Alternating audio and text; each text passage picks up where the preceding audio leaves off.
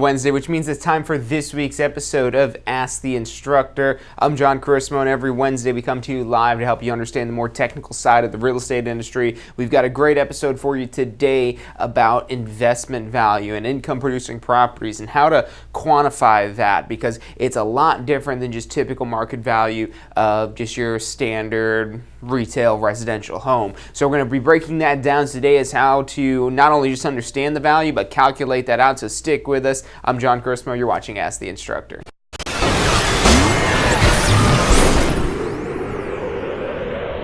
You are watching Ask the Instructor. Every Wednesday at 12 noon Eastern Time. I'm John Carismo. You're watching Ask the Instructor. Hey, welcome to this week's episode of Ask the Instructor, where the topic of discussion, of learning, of educating is investment value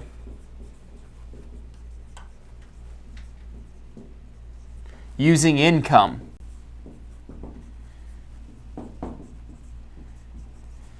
So investment value using income. And let's think about this. Let's say you're some sort of investor and you're buying properties. You got to first define that reason why it is that you're buying that property, which you probably already know when you're thinking about buying the property. But are you buying this property to resell it, to flip it? Are you going to put some work into it to fix it and flip it? Or are you looking to hold this for the long term? And even if you're looking to do the fix and flip thing, you want to consider the holding it for the long term, because who are you going to be selling it to? Somebody who's probably going to be holding it for the long term, because if you already fixed it, they're probably not going to fix it again and over-improve the property. Maybe they'll do that. But ultimately, you want to definitely have an understanding of this investment value using income. And whether you're looking to invest in real estate yourself or you're a real estate professional looking to help others invest, this is super important, and you absolutely want to make sure that you know how to calculate this out and speak to this, because your investor clients will be asking you about it, asking you what these terms like cap rate, market cap, gross income, potential gross income, vacancy, collection losses, that type of stuff. That's all stuff we're going to be going through here. Operating expenses. And the way I like to start breaking this down, this is the same way I always break this down here, is we start off with kind of envisioning this. So this is a patent pending John Carismo creation here of this kind of hybrid of these common models that you're typically seeing. So it's kind of like an hourglass you want to visualize.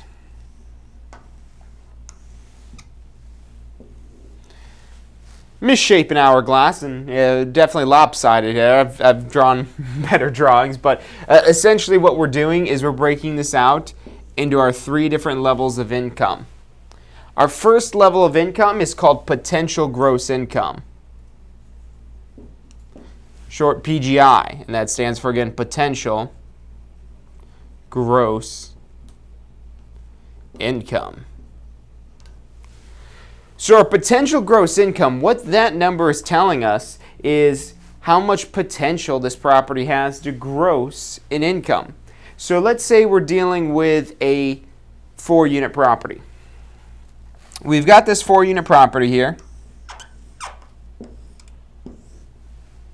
And looking at this, and let's say we could be in a lot of different roles where we're using this income capitalization approach. We could be the investor looking to invest in this property ourselves. We could be the real estate professional trying to help this investor, or maybe we're just the fix and flipper and we're not planning on renting this out, but the next person buying that probably is, especially if it's a 4-unit property like this. Anytime you're dealing with just more than one unit, you're probably not selling to somebody who's going to live there. They may be living in this one, and then the other 3 they may rent out, but your majority of your investors are looking for this for a return on the income. So when this is completely vacant like this, first you have to establish, okay, what is our potential rent? How much could we potentially rent out each unit for? And now to get an understanding of this, what I recommend doing is trying to find some rents in the area. And there's all kinds of services and lists and things like that where you can get really scientific about this. Or You could do probably the quicker, easier way, unless you're doing this every single day. That's maybe where one of those services or those lists or that give you rental information would be helpful. But if you're just doing this for the occasional client, or you're doing this for every time you invest in a property, which is maybe every few months or maybe once a year, whatever that may be, what you could look at is just the market rents. Look at what the rents are in the particular market. So let's say we've got, throw some numbers out here. Let's say that these are all 2-bedroom properties. And in this particular area, these 2-bedroom units are renting out for, let's say, anywhere from $800 to $1,200. And now the more you study these specifics of a particular area like this, the more you'll get an idea and get a feel for where it is that you're going to lie in that area. So it's just like trying to figure out the average sale price or the estimated sale price of a property. We're looking at the different sale prices, the different prices that property sold for, and using that as a comparison. And you're doing basically the same thing with the rents here. So let's say we pick a number right here in the middle of these, the $1,000, and we say, okay, that these 4 units, they're all equal, so they would all rent for about $1,000 a month.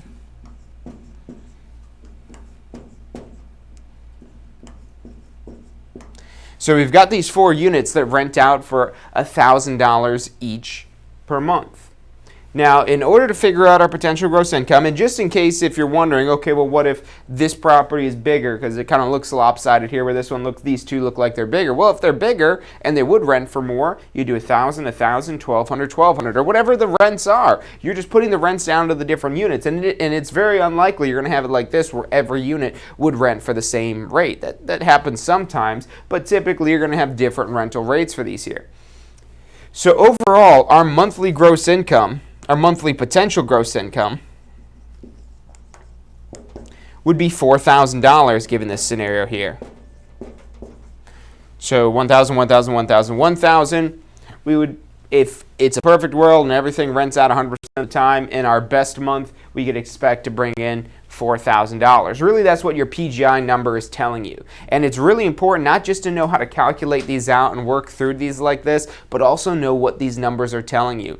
Just knowing what numbers are really doesn't mean anything. The higher level thinking and where you're able to make money off of these numbers is knowing what this means. And PGI really says your best month, or if we're dealing with best year where we're not having any vacancy, any collection losses, that's how much we could expect to come in. So in this particular property, $4,000 a month. To figure out our annual on this, we just multiply it by 12, and we end up with $48,000. So on this particular property, we'd have $48,000 of potential gross income annually. So in our best year, if this is rented 100% of the time and everyone's paying on time, we do a great job of screening tenants and no one pays late and we don't have to evict anyone and everyone's in there, and as soon as somebody leaves, we've got another person right in behind them without missing a single day of rent. That's the number it is that we're going to be looking at there. So what that tells you is, given the current circumstances of what the rents are or what they could be for this particular property, that's your maximum. So that tells you that's not the high, you can't go anything higher than that, which it's a good statistic, the max value or this potential gross income, the most money that could come in, but it's not the most enlightening. And the reason why is because this isn't a reality. This is, I like to call it a fantasy, because you're not always going to have every single unit rented nonstop, even in the most high demand rental market. And even then, you're going to have cost of re-renting it when you're bringing in a new tenant and all kinds of things like that. So this number just really kind of tells you this is the upper amount. We're never going to have anything more than this from this particular property. So that's our potential gross income. Now we're going to dive down further and talk about the effective gross income as well as the net operating income, and then how to translate that now into value using things like the capitalization rate, returns on investment, the operating expenses, the vacancy and collection losses. We're going to be covering all that and more after this short commercial break. So stick with us. I'm John Chrismo. You're watching Ask the Instructor. Are you thinking about a career in real estate? Hey, I'm John Chrismo with the Tampa School of Real Estate, and we've helped thousands of people just like you obtain their real estate license. If you're thinking about a career in real estate, give us a call. The phone number is 813-928-0106. Our advisors are standing by to answer any questions you have and assist you in any way they can. Do you want to incorporate studying for your real estate exams into your busy schedule? Now you can review the key topics you need to know to pass your class and state exams with our MP3 audio review. Simply pop in your headphones or connect to your car to reinforce crucial information while you exercise or drive. Listen to the first unit for free at mp3audioreview.com. That's mp3audioreview.com. Does your current career allow for unlimited income potential? With a career in real estate, the sky is the limit. What you put in is what you get out. Find out more about how you can tap into the unlimited income potential of a career in real estate at tampaschool.com.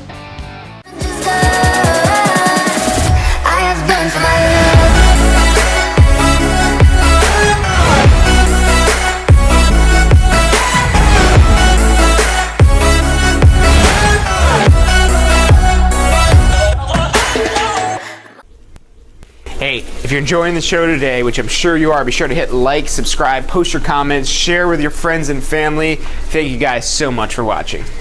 You are watching Ask the Instructor. Every Wednesday at 12 noon Eastern Time. I'm John Chrismo. You're watching Ask the Instructor. Hey, welcome back to this week's episode of Ask the Instructor. I'm John Chrismo. The show is brought to you by the Tampa School of Real Estate. If you're thinking about starting or enhancing your real estate career, make sure you check out tampaschool.com. You'll find those links down below here. If you're looking for some more exam prep tools to help you pass your Florida real estate exam, check out our recommended strategy to pass on your first try at passfirsttry.com, or just give us a call for any questions it is that you have. We're waiting to assist you in any way it is that we can. Our phone number is 813-928-0106. What we're talking about today is how to calculate investment value using income, using the income of our property. And before, if you're just tuning in, before we went on break, we were talking about, okay, we've got this theoretical 4-unit property where each of these 4 units is renting out for $1,000 a month, getting us a monthly potential gross income of $4,000. And then across a year, $48,000. But the thing it is that we were kind of discussing, and this is why this is our largest bucket of income. If you kind of look at the way this funnel works, it gets smaller as it is that we go down. And as it gets smaller, it's because we're losing income. This number isn't going to be the number it is that we walk away with as an investor. This might not even be the actual number of actual rent money coming in. That potential gross income, that keyword here is potential, and also gross meaning we don't have expenses taken out yet, but potential is really the kicker here. Don't get excited about a potential gross income of $48,000 because you might not ever see $48,000 across a year. You might not even ever see a month with $4,000 in it because you might have this unit maybe vacant and maybe this one's not paying their rent and so you got to evict them, and really that month you're only getting $2,000. So now how is it that we quantify this when we're going into some sort of investment? And that's what's called vacancy and collection losses, and that's what you're taking out to go from potential gross income down to our next level, and that's called vacancy and collection losses.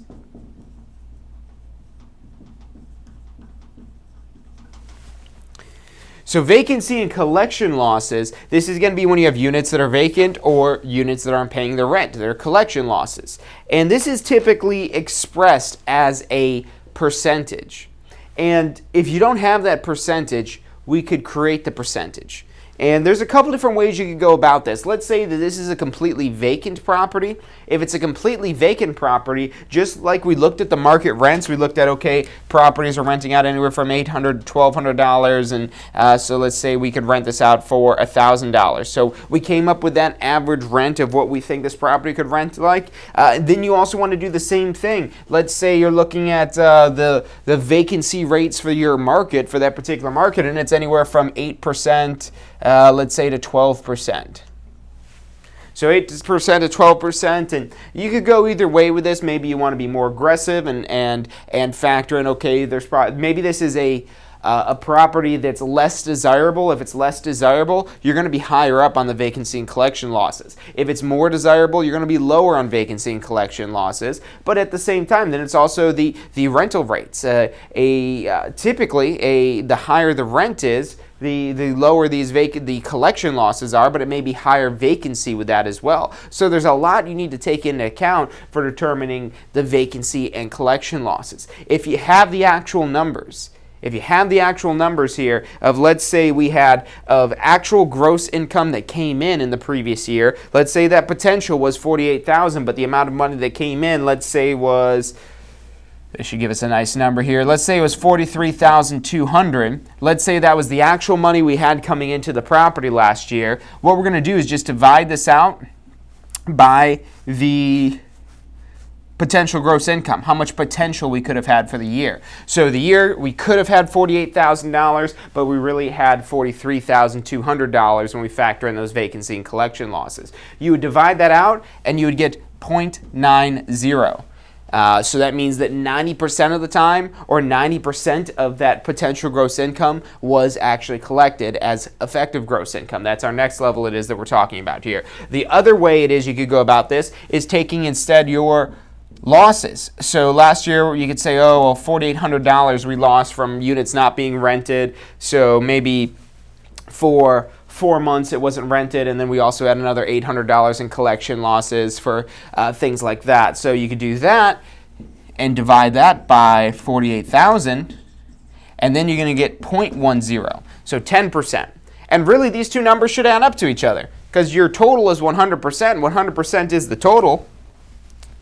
Visualize that here as a little pie chart here. So you've got your pie chart here with 100% total. The amount of money it is that you're losing was the 10%. And the money coming in is 90%. This whole circle, the whole circle is potential gross income. This 90% here is effective gross income. And what's in red, that's our vacancy and collection losses.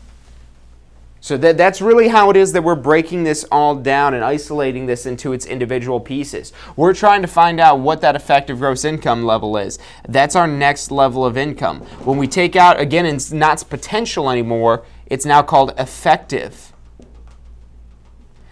And that word effective, meaning how much money is really coming in. This is the potential of money to come in. This one is effective money that's really coming in, what we're actually grossing, because again, it's still gross income.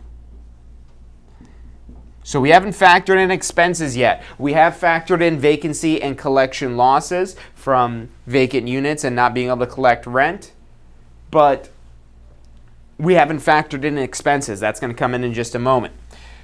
So that's for figuring out our vacancy and collection losses. And like I said, you go a couple different ways with that. Ultimately, the number we've been using for this example is 10%. So 10% of our $48,000, we're going to be losing every month. So ultimately, keeping track of these numbers that we've got here, we got our potential gross income. And now a good rule of thumb also with incomes. Rent numbers, rent is almost always giving monthly. And if it doesn't say whether we're dealing with monthly or annual rent, you assume that rent is monthly. And that's a pretty safe assumption, even in the real world, that rent is always expressed as a monthly number unless it says otherwise. Now, income, on the other hand, with income, it's not assumed to be monthly. It's usually assumed to be annual. And there's a little bit more discrepancy with this in the real world, but definitely on your real estate exam, as well as the way it should be in the real world, if it doesn't specify we're dealing with annual income, income is usually assumed to be annual. So with income, we're always going to talk about that as an annual number. So our potential gross income, unless we specifically say monthly potential gross income like we did when we came up with the 4,000, is again the 48,000. Now, our vacancy and collection losses, that was the 10%. 10% of our potential gross income is getting lost to vacancy and collection losses. So 10% of 48,000 would be 4,800, $4,800. So that's how much money it is that we're losing to vacancy and collection losses. Now, when we subtract that out, and really that's all we're doing here, we're just subtracting out this $4,800, and that's going to give us our next level of income, which is the effective gross income, meaning how much money we actually had come in to this property across the year. So our effective gross income would be $43,200. So again, all we're doing is taking our PGI, subtracting out the vacancy and collection losses, and we're left with effective gross income of $43,200. Now, like I said, you want to know what all of these numbers mean exactly. So the $48,000, that's the maximum. That's the most we could ever expect if it's a perfect world. But we're about 10% short of perfect. That's what our vacancy and collection losses are. We're always going to be at from what we're saying here. And you could estimate these numbers. That's why it's important to know what these numbers mean, because you could play with the numbers and push them up and push them down. If I make this a more desirable property, are more people going to want to live there? Absolutely. More people want to live there if this is a more desirable property, so that's going to cause our vacancy rate to go down. People are going to be renewing their leases if it's a desirable place to live. But if it's not a desirable place to live, and maybe you're trying to assess some sort of investment property it is that you're looking at, and you're trying to verify and fact check some of these numbers, and the more it is you look at, the more you can kind of get a gauge and get a pulse of whether these numbers are accurate here. But you could look at the turnover rate. How many people are renewing their leases? Because the less people renewing their leases, the higher your vacancy rate typically is going to be. Or maybe it's a very desirable area and it seems like it's very desirable, but the people that are living there don't like living there. So that'll still also drive up our vacancy rate, but not as much as if you're just seeing plainly that people aren't renting out the property. So that vacancy rate is very important when you're looking at investment properties. And these are numbers, they're not fixed, they're not set in stone. You'll probably always have some vacancy in your property, even if it's a short period of time. But the more desirable it is that you make your property, the lower that vacancy rate's going to be. So whether it's updating things or maybe you're considering, okay, raising the rent. Well, if you already have a very high vacancy rate, it's probably not the smartest move. So if you're counting on that, we're going to be talking about how you could maybe raise the rent to increase your overall income. Because like I said, that $48,000 is the absolute max, but that's based on $1,000 a month. So if we're going to consider raising the rents on this property here, first we have to ask, is that even plausible? Is that possible? Are we going to lose more money from raising the rents than the money it is that we're going to gain from the higher rents? And that's where you want to look at these vacancy and collection losses, especially as how it's benchmarked across the entire neighborhood. If your vacancy and collection losses for the property were something like 5% and in the market it's 8 to 12%, that definitely means your rent is too low for the property. So you could definitely get away with kicking that up higher, but again, you have to see if the numbers make sense. If we have a higher vacancy rate, is this still going to check out where this property is valued at this amount, or is our expenses going to go up, and so on and so forth. So we're just starting to go down the rabbit hole of what all these numbers mean, and the best way, once you've got a thorough understanding of what they mean at face value, is start looking at investment properties and asking these questions of how this all kind of relates to each other here. Because you touch one number, all the other numbers are affected. It doesn't matter where in here it is that you're moving a number up or down, every other number is going to be affected in this here. So that's our effective gross income. Now, the number that we're going to be most concerned with as an investor isn't even the effective gross income. It's the net operating income, or the NOI, our net operating income. And again, it's important to know what these mean. If you know what net operating income is rather than just NOI, it makes more sense because you could break down these terms. That word net, N-E-T, means not. You just turn the E into an O.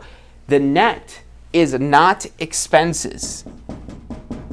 So remember, net means not expenses. Net, not expenses. You never want to forget that. And that applies across the board, whether that's, because this is very likely to show up on your real estate exam, but this is a common term in accounting that you'll see in real estate and outside of it, anywhere basically in the business world. You'll see that term net. You see it even on your personal tax statements as well. So the net is not expenses.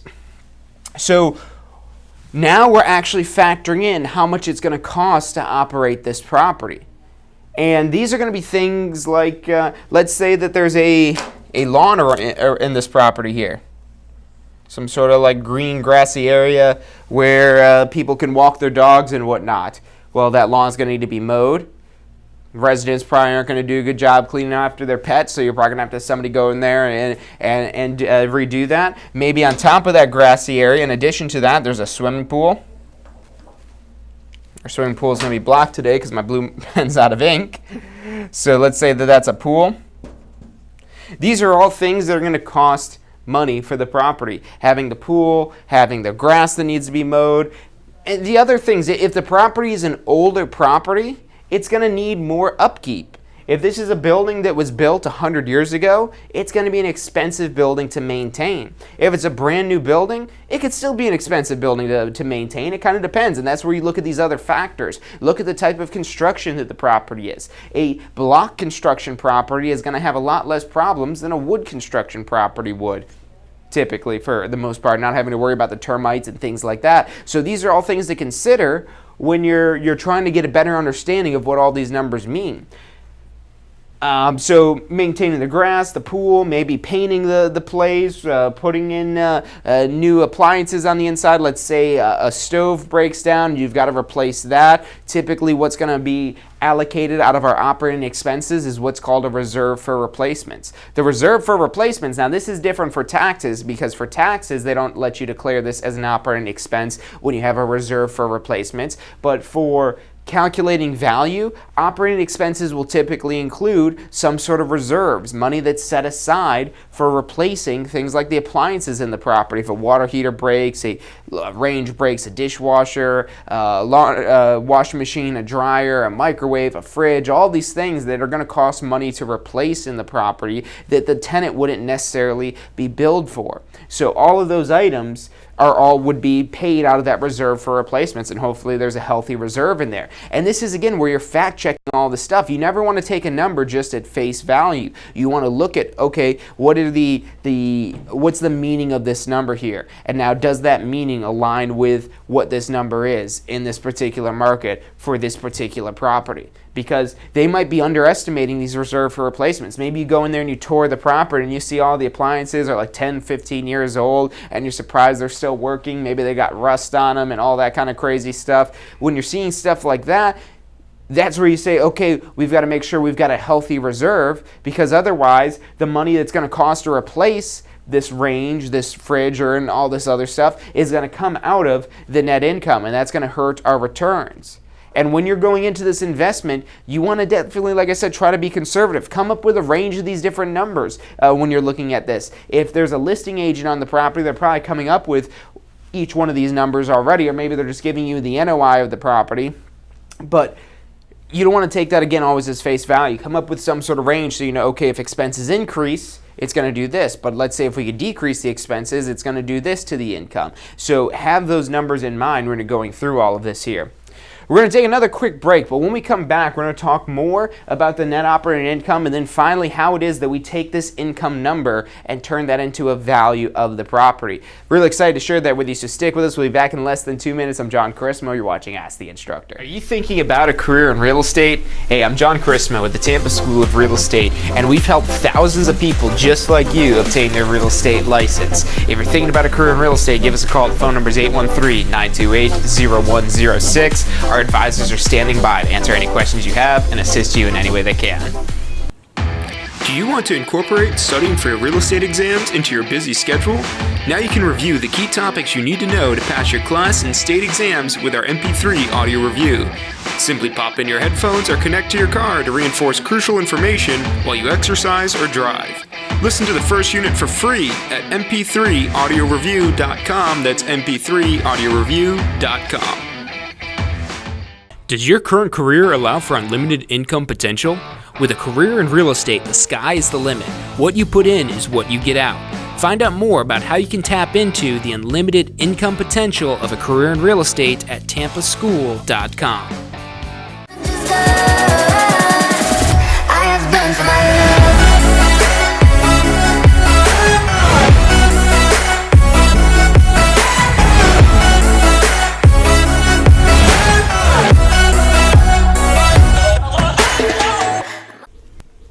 Hey, if you're enjoying the show today, which I'm sure you are, be sure to hit like, subscribe, post your comments, share with your friends and family. Thank you guys so much for watching. You are watching Ask the Instructor. Every Wednesday at 12 noon Eastern Time. I'm John Chrismo. You're watching Ask the Instructor. Hey, welcome back to this week's episode of Ask the Instructor. I'm not sweaty, I just spilled water all over myself on the break. So anyways, let's get back to investment value using income. Super distracting when you're all wet. So what we're talking about today is how to consider potential gross income, effective gross income, and net operating income into the value it is that you're coming up with a property. And now when you're looking for properties in a particular market, you could compare the different properties and see how these numbers deviate from each other, because your vacancy and collection losses won't always be 10%. Like I said, maybe it's a little bit lower, maybe it's a little bit higher, maybe the rents are different, maybe they're similar properties, but one property's charging higher rents, one property's charging lower rents. And that's a really good gauge on how the market responds to the different rental rates and how that affects your vacancy and collection losses, how a newer property holds up to all this versus an older property.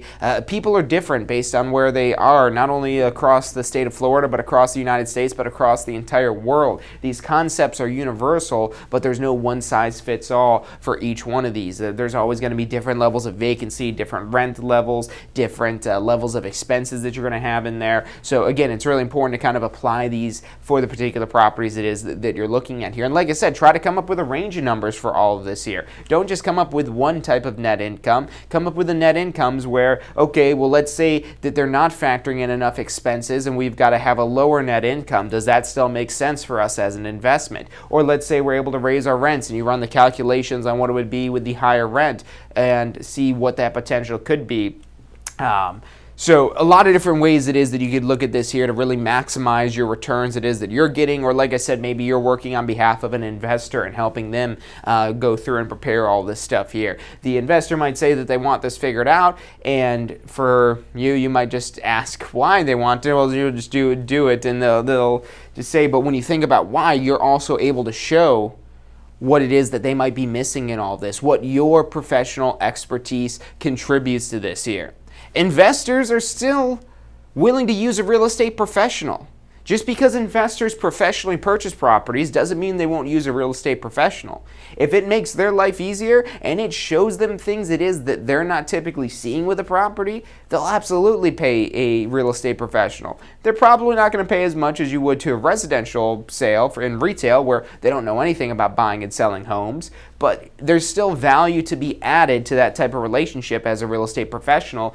But I mean, this is really a bare minimum for that here of knowing how to work these numbers. You should know how to work these numbers inside and out, and then also know what each of these different numbers means and how true they may be and how transparent it is compared to the actual market. But going back to our little funnel that leads into the bottom part of our hourglass here, what we need to break down from EGI to NOI, again, is operating expenses.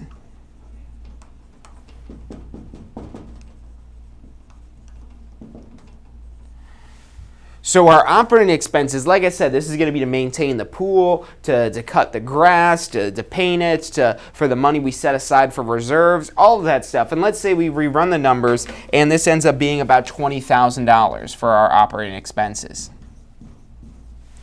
So if our operating expenses end up being $20,000, again, we're going to go back over to our chart here. Our potential gross income, the max money we figured we could get on this property, is $48,000. Our vacancy and collection losses we figured at 10%, being $4,800 of $48,000 gives us $43,200 of effective gross income. And now we're subtracting out the operating expenses. And these operating expenses we figured at $20,000. So we subtract out now this $20,000, and that brings us down from $43,200 to $23,200. And that is our net operating income, our NOI. So our net operating income, which, is this still the full picture for you as an investor? Is that how much money you're going to be walking away with if you paid cash? That's what this whole income approach and calculating value based on income is based on and predicated upon, is that you paid cash for the property. If you don't pay cash for the property, if you're considering financing the property, the NOI is still $43,200. Then on top of that, you'd factor in your financing expenses and see if it still makes sense for you, if that would still work for you in this particular property. I mean, in this case here, we're going to be dealing with just under $2,000 a month for actual net operating income before we factor in any mortgage payment on this property. So let's take that $23,200 and divide that up by 12, and we end up with, about $1,933 a month. So that's how much we'd be getting before we factor in our financing expenses. And if $1,933 was our total money coming in, and that's even, again, factoring in our operating expenses as well as our vacancy and collection losses, will it be that exact amount coming in every single month? Probably not. You're going to have some months where it's higher, some months where it's lower, but the average amount of money is where you should be having coming in would be $1,933. So if your mortgage payment on this property is $1,000, then you've got $933 of cash flow. If your mortgage payment on this property is $1,500, then you'd have $433 worth of cash flow, which still ain't bad. So it's important to kind of understand, again, that this doesn't factor in any sort of financing expenses. And like I said, you always want to fact check this. When you see these numbers adding in zeros like this, 10% vacancy and collection losses, $20,000 operating expenses, this is typically where these are made up numbers, which the example that we're using today, I'm pulling these numbers out of my head. This is a set of numbers I typically use with an example like this, but you shouldn't see $20,000 in operating expenses. Either they rounded that up, or they rounded it down, or they just made up the numbers. The numbers shouldn't end in, let alone 3 zeros, but 4 zeros, how it is right there. So that's absolutely where it should be a red flag that, hey, you need to go back in there and fact check those operating expenses, because numbers usually don't add up to perfect zeros like that, especially when you have all these little odds and ends expenses for various things and things with I mean, there should at least maybe even be some decimal places in there for some pennies that we're also factoring in as the operating expenses. Who knows? Maybe it was rounding, or maybe the number was made up. So that's something you want to be wary of whenever you see a number that is an exact number like this, where you've got all these zeros that it's ending in here. If this number was $18,937, that would be a lot more convincing. And maybe they just took that $19,837 and rounded it up to $20,000. And that's one thing. But when they're just kind of making up these numbers and whatnot. And the other thing you want to look at too is how involved is the owner of this property, especially when you're dealing with smaller properties like this with only 4 units here. This typically isn't going to be a case where there's property management. There could be property management. Or maybe the person that's selling this property is selling it because they're burnt out with managing these 4 units themselves. So maybe they're not even factoring in property management. So this is all stuff you want to go through and really go through with a fine-tooth comb before you commit to investing in a property like this. Unless, like I said, you have similar properties and you know this works, whenever you're going into this on speculation, the more kind of fact-finding it is. Now, ultimately, you got to get to a stopping point where you decide, am I buying this deal or am I not buying this deal? And if I am buying this deal, what kind of corrections is it that I have to make? But you want to do this homework ahead of time, because what we're doing now finally with this is coming up with a value for this property. And that's where we've got the bottom part of our hourglass here. This is the IRV triangle. I over R times V. I over R times V. And these letters, IRV is what this is, IRV, IRV, so that's how you remember those there, IRV. I is for income, R is for rate, and V is for value. So what you do is you basically circle what it is that you're looking for. And what we're looking for in this case is the value of the property. We're looking for our value. We're looking for the V in this formula. So you circle what you're looking for, and what you're left with is I over R. So value is equal to I over R. I standing for income and R standing for rate. So to find the value on this property that has income of $23,200, we're going to need a rate of return. So we've got our income of $23,200, but now we don't have a rate of return. And now this rate of return, or oftentimes called the capitalization rate, you could again, do a lot of different things to come up with this number. There's a lot of different ways to figure what this number may be. You might go study the market and maybe say, okay, well, let's take the same one we've got here. Let's say the cap rate for properties in this market are anywhere from 8 to 12%. So let's assume a 10% cap rate or 10% return.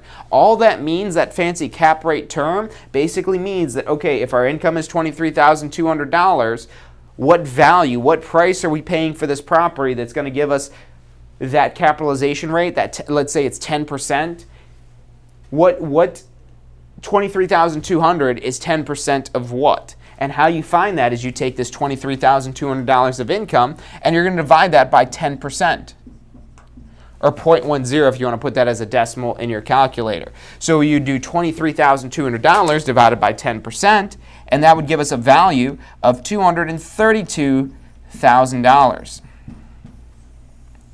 So $232,000 would be our value of this property. If we paid $232,000 for this property and we had $23,200 in income, that $23,200 would be 10% of the money it is that we invested in that property. So again, this is all based on the assumption that you're buying this property cash. You're buying the property cash at $232,000. You divide that. You multiply that by 10%, and you'd get your income of $23,200. 10% of $232,000 is $23,200. Once you have all three of these numbers, the value, the rate, and the income, once you have all of those numbers, they're always going to check out with each other. So if you wanted to increase the income, let's say, okay, we want to go to the higher side of this here. We want to increase to a 12% return on our investment. We're not looking for the we would still be looking for, okay, what should we pay for this property if we want to get a 12% return? So maybe we're using this to negotiate the property. So we come up with that, and that's how they're doing all these figures, and they say, okay, well, we're asking for $232,000 on our property because that'll give you a 10% rate of return, which is an average return for this particular market. It's an average cap rate.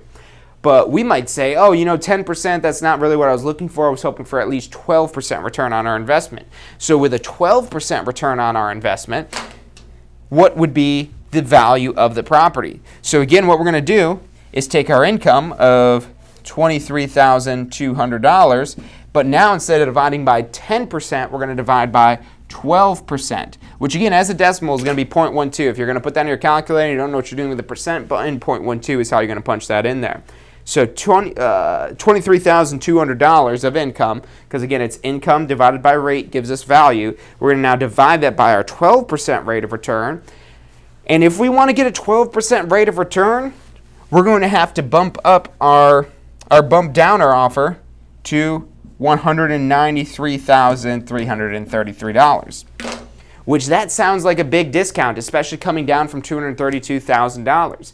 That's just about $40,000 that we would decrease our offer. And that's a big chunk of change when you're talking about a $200,000 property. You're talking about discounting the value of the property almost 25%.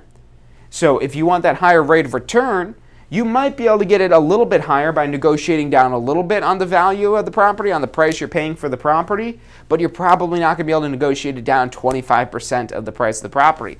Try it, but be careful trying something like that because that might scare your seller away, and now they just don't want to. They're embarrassed and humiliated by the offer. Investors typically don't get as emotional as residential retail clients about offers on the property because it's not their home, but they still can be. So tread lightly with something like that. Now, the other way we could look at this, okay, we want our 12% return on our investment. We still got to pay the $232,000 it is that they're asking. They're firm on that price. So now, how do we get to the 12% return on our investment if we're going to have that same price? Well, if our rate, the 12% that we want to get, if we're firm on the rate and they're firm on the value of $232,000, if we've got these two things that are already decided, the only thing we have left to change is the income. So, and that's where we're going to go ahead and do the income. We're looking for income. Then it's just the rate times the value. So income is rate times the value. So if we want to get a 12% return on this $232,000 property, we're simply going to take, and that's going to give us our income our $232,000 property, and we're just going to multiply this by the 12% rate of return. 0.12 is a decimal. So we'd put that in our calculator, 232,000 times 12%, and we end up with $27,840. So $27,840, that would be the income we would need in order to get that 12% rate of return and still pay the seller what it is that they want for the property. Like I said, let's say they have this listed at, so again, that's the value there. They've got it listed at, they're asking for, the firm price that they're selling it for is $232,000. We want a 12% return on our investment, therefore our income, our net operating income, has to be at least $27,840, which if we want to find out how much more that would be compared to $23,200, we're just going to subtract out the $23,200. So 27,840 divided by minus 23,200 gives us $4,640. So $4,640 would be how much more money it is that we need to get in order to bump up to our 12% rate of return. And if that doesn't sound easy enough, we're going to go one step further with this here. Okay, 4,640 is how much we need to recoup extra over the entire year to get the 12% rate of return. But now, how much more is it that we need a month? So we're just going to go ahead and divide that by 12. And we end up with $386 and about 67 cents a month. So less than $400 a month that we'd have to increase in our net operating income. So how can we do that? Well, if we already did kind of that feasibility look at, okay, can we raise the rents? Can we survive? Is our market cap gonna, is our vacancy rate going to increase? Is it gonna skyrocket if we raise the rents? And you're kind of looking at the area, and you really don't know until you know, but it's good to have these preliminary findings to kind of give you a little bit of insight on this here, especially when you're just crunching these numbers before you even purchase the property. Because again, if you're wanting that 12% return on investment, you shouldn't have to settle on your return on investment. And this is essential, this is crucial information if you're advising an investor who's looking at getting into this property. Okay, we just need to, if we want that extra 2% rate of return, that's how much more money it is we need to recoup a month. And when we've got 4 units to spread this across, that's $96. And 67 cents. So if instead of renting these properties out for $1,000, we rent them out each for $1,100 a month,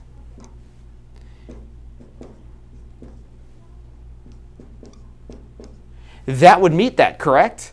Well, not quite. That would be if everything else holds constant. If our vacancy and collection losses wasn't 10%, but $4,800, because can raising the rents increase our vacancy and collection losses? Absolutely. So you'd want to go ahead and rerun all of this, or really work backwards through all of this here to find out what you need to raise that rent actually to. It'd probably be something just a few dollars more, maybe about $100, and we already kind of rounded it off like that when we talked about raising the rents on this here. But again, you want to make sure you've got these numbers. These numbers are very enlightening, but only if it is that you know what it is that they mean. And you know, maybe to raise the rents, you say, okay, if we're raising up to $1,100, well, compared to the other $1,100 properties in the area, this one isn't as nice. So if we want to raise it up that extra $100, we might have to put some improvements in the property to make people want to stay and want to rent there. So again, there's so many different things it is. Every time you touch one of these numbers, every other number on here is going to change. So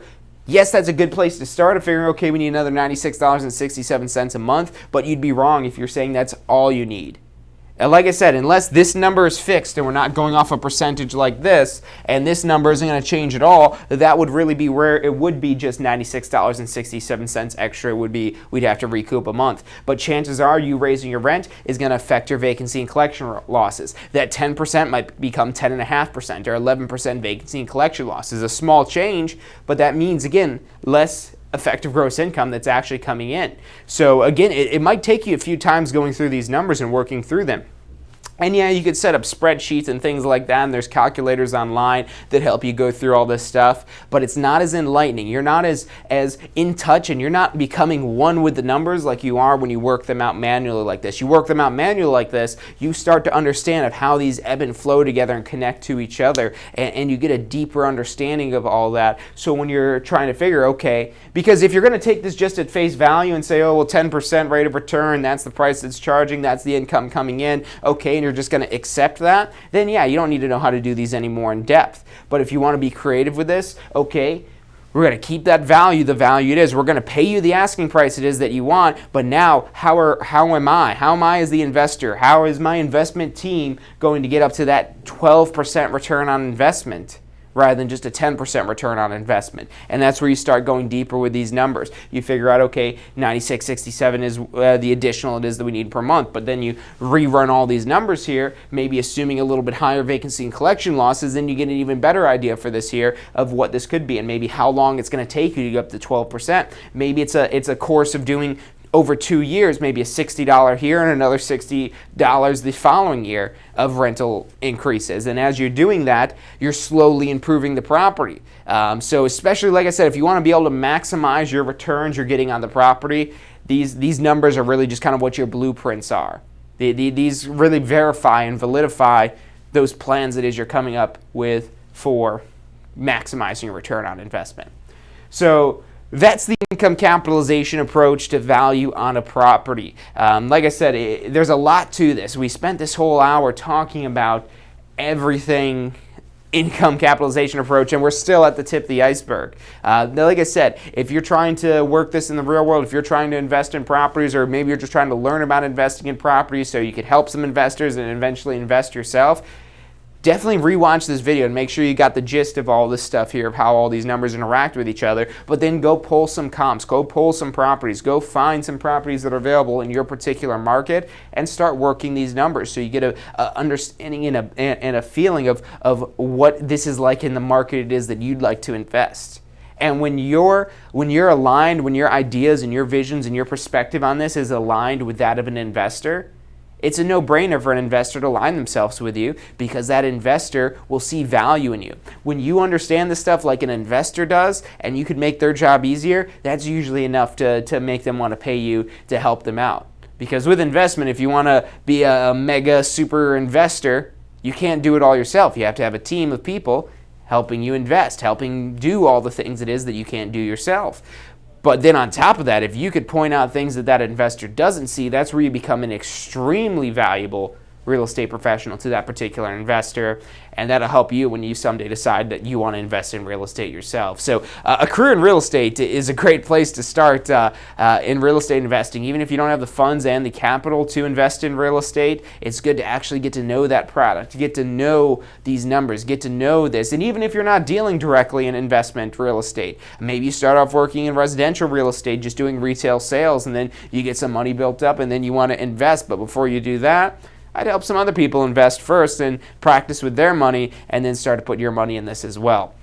So that's investment value using the income capitalization approach.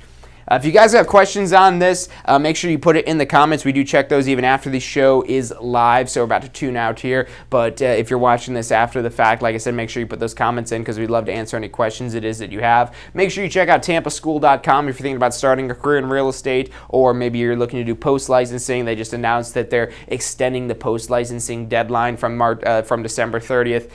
September 30th out to October 23rd due to Hurricane Irma and its impact it's had on Florida, so you still got some time to get your post-licensing done. I think our website for that is postflorida.com. We've got our website passfirsttry.com, which gives you our recommended strategy to pass your real estate exam on the first try, so definitely make sure you check that out. And then also make sure you're subscribed. We've got over 100,000 views on our YouTube channel, so there's definitely some videos in there that are worth watching, so check that out on YouTube. Just search for Tampa School of Real Estate. We're all over the place on there.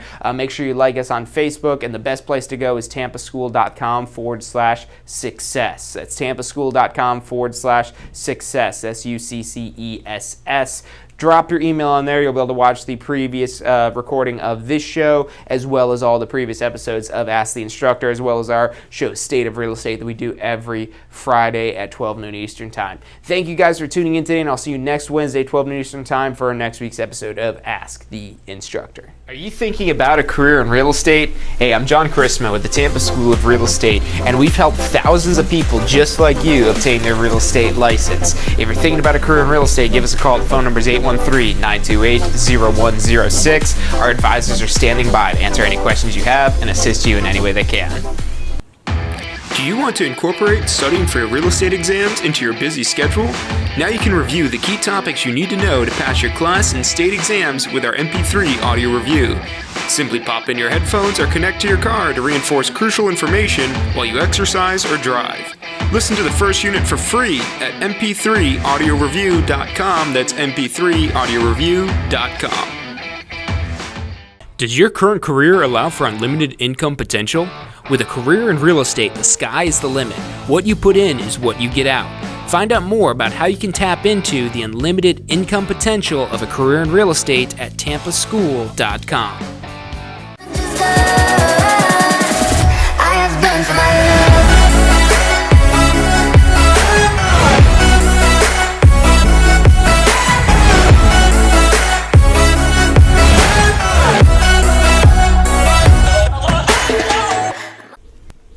Hey, if you're enjoying the show today, which I'm sure you are, be sure to hit like, subscribe, post your comments, share with your friends and family. Thank you guys so much for watching.